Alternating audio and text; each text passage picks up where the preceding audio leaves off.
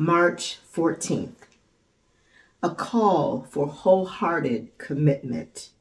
Deuteronomy chapter 6, verses 1 through 25.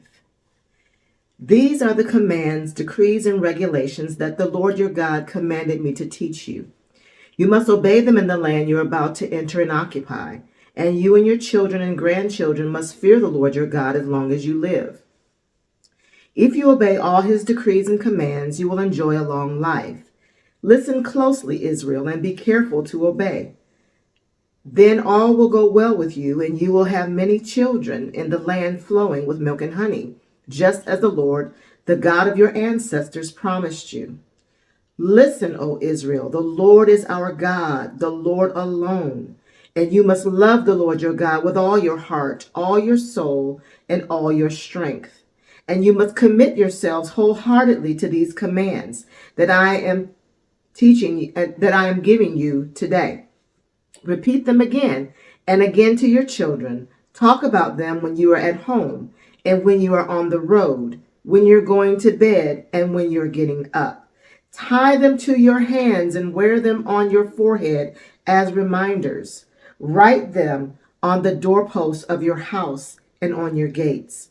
The Lord your God will soon bring you into the land he swore to give you when he made a vow to your ancestors Abraham, Isaac, and Jacob. It is a land with large, prosperous cities that you did not build. The houses will be richly stocked with goods you did not produce. You will draw water from cisterns you did not dig, and you will eat from vineyards and olive trees you did not plant. When you've eaten your fill in this land, be careful not to forget the Lord who rescued you from slavery in the land of Egypt. You must fear the Lord your God and serve him. When you take an oath, you must use only his name. You must not worship any other gods of neighboring nations, for the Lord your God who lives among you is a jealous God. His anger will flare up against you, and he will wipe you from the face of the earth. You must not test the Lord your God as you did when you complained at Massah. You must diligently obey the commands of the Lord your God, all the laws and decrees he has given you. Do what is right and good in the Lord's sight, so all will go well with you. Then you will enter and occupy the good land that the Lord swore to give your ancestors. You will drive out all the enemies living in the land, just as the Lord said you would. In the future, your children will ask you, what is the meaning of these laws, decrees, and regulations that the Lord our God has commanded us to obey? Then you must tell them, we were Pharaoh's slaves in Egypt, but the Lord brought us out of Egypt with his strong hand. The Lord did miraculous signs and wonders before our eyes, dealing terrifying blows against Egypt and Pharaoh and all his people. He brought us out of Egypt so he could give us this land he had sworn to give our ancestors. And the Lord our God commanded us to obey all these decrees and to fear him, so he can continue to bless us and preserve our lives as he has done to this day. For we will be counted as righteous when we obey all the commands the Lord our God has given us. The privilege of holiness. Deuteronomy chapter 7, verses 1 through 26. When the Lord your God brings you to the land you are about to enter and occupy, he will clear away many nations ahead of you: the Hittites, Girgashites, Amorites, Canaanites, Perizzites, Hivites, and Jebusites. These 7 nations are greater and more numerous than you. When the Lord your God hands these nations over to you and you conquer them, you must completely destroy them, make no treaties with them, and show them no mercy. You must not intermarry with them. Do not let your daughters and sons marry their sons and daughters, for they will lead your children away from me to worship other gods. Then the anger of the Lord will burn against you, and he will quickly destroy you. This is what you must do. You must break down their pagan altars and shatter their sacred pillars. Cut down their Asherah poles and burn their idols. For you are a holy people who belong to the Lord your God.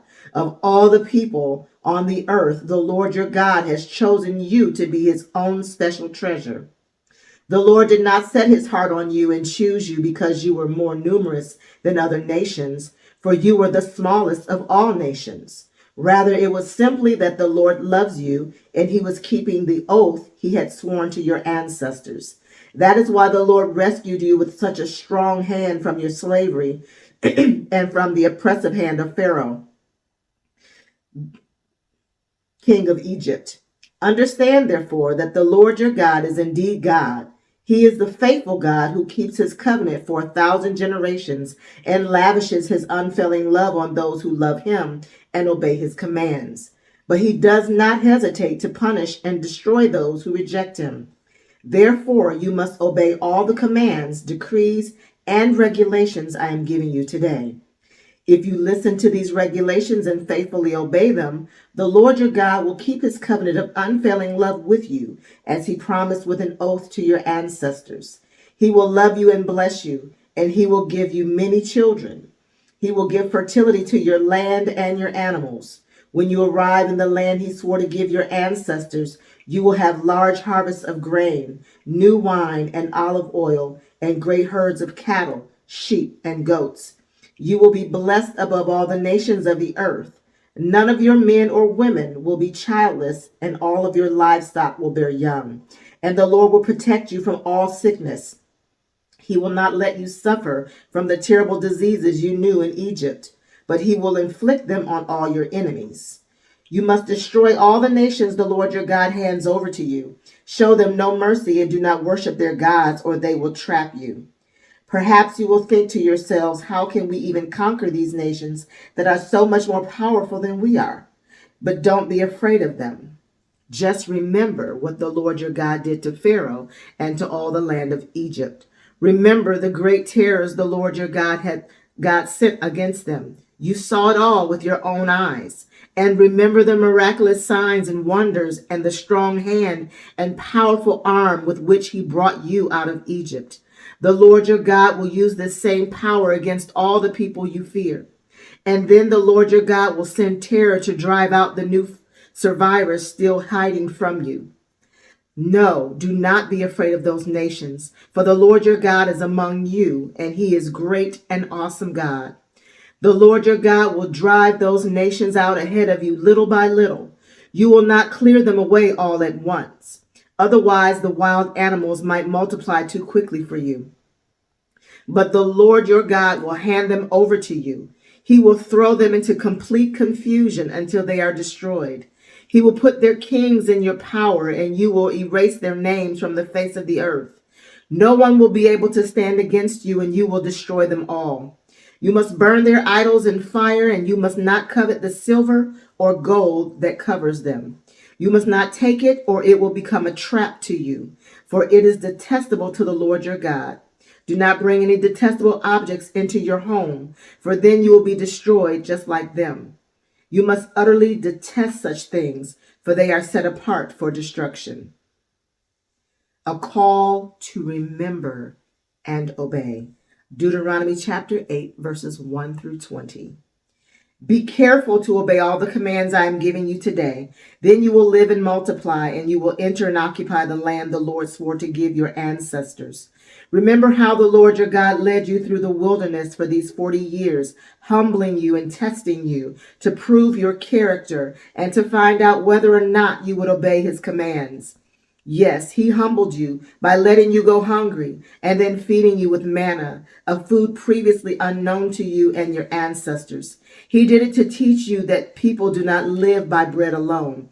Rather, we live by every word that comes from the mouth of the Lord. For all these 40 years, your clothes didn't wear out and your feet didn't blister or swell. Think about it. Just as a parent disciplines a child, the Lord your God disciplines you for your own good. So obey the commands of the Lord your God by walking in his ways and fearing him. For the Lord your God is bringing you into a good land of flowing streams and pools of water with fountains and springs that gush out in the valleys and hills. It is a land of wheat and barley, of grapevines, fig trees, and pomegranates, of olive oil and honey. It is a land where food is plentiful and nothing is lacking. It is a land where iron is as common as stone and copper is abundant in the hills. When you have eaten your fill, be sure to praise the Lord your God for the good land he has given you. But that is the time to be careful. Beware that in your plenty you do not forget the Lord your God and disobey his commands, regulations, and decrees that I'm giving you today.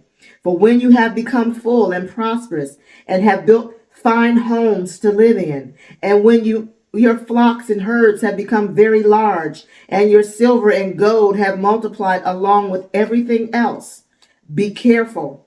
Do not become proud at that time and forget the Lord your God who rescued you from slavery in the land of Egypt. Do not forget that he led you through the great and terrifying wilderness with its poisonous snakes and scorpions, where it was so hot and dry. He gave you water from the rock. He fed you with manna in the wilderness, a food unknown to your ancestors. He did this to humble you and test you for your own good. He did all this so you would never say to yourself, I have achieved this wealth with my own strength and energy.